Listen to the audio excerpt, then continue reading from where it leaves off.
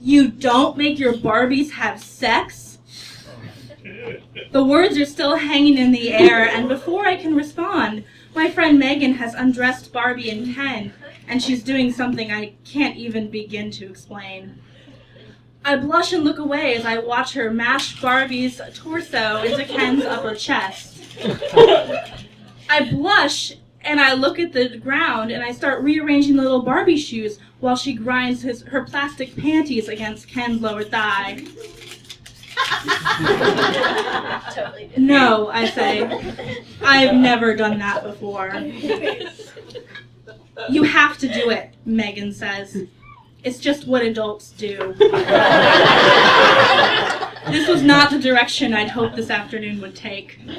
Megan was the kind of childhood friend that you have whose sole purpose in life is to remind you that you're never going to be cool. Megan lived next door, and she had 2 older brothers and a divorced mom. She was a latchkey kid with the lack of adult supervision that I could only dream of. Megan was the kind of girl who wore her overalls with one strap hanging down, and when I tried that, my mom told me I was going to get caught in a revolving door. Megan was all about pizza parties and sleepovers and soccer practice, and I was the kind of little girl who finished the library summer reading program in under a month. And I was relatively new to the world of Barbie, but Megan would come over and play with me. And I was so happy because I had not had a Barbie until my 6th birthday the year before. My feminist, gender equality obsessed mother told me that they perpetuated negative female stereotypes. So instead of buying me a Barbie, she would buy me things like a police officer uniform and a football and farm animals. And she'd always say, "Oh, come on, it's fun. Girls can do anything boys can do." But on my 6th birthday, my grandmother bought me Workout Barbie, and she had this pink leotard and these little leg warmers. And in my first childhood act of rebellion, I fell in love. Soon our house became the kind of shrine to Barbie that my mother always feared. We had the accessories, we had the clothes, we had the little Jeep, and we had 1 Ken for every 20 Barbies. So that's how you do it. And the only thing I was lacking was a playmate. So when Megan knocked on my door and said, "Let's play Barbie," I was so excited because finally I can play Barbies with someone cool and she can show me how it's done, because I've been kind of messing around for the last year, but I don't really know. I mean, what do cool kids do? So very quickly this afternoon I realized that Megan did not play Barbie the way that I did.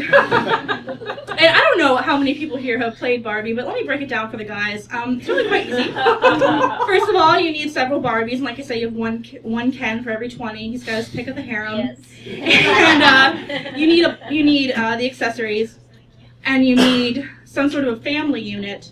I always preferred to make my Barbies orphans struggling through a long Dickensian winter.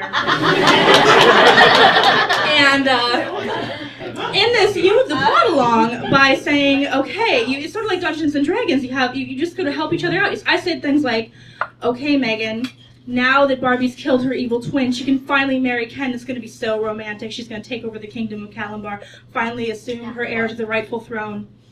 And Megan would say stuff like, "The twins are having trouble in school."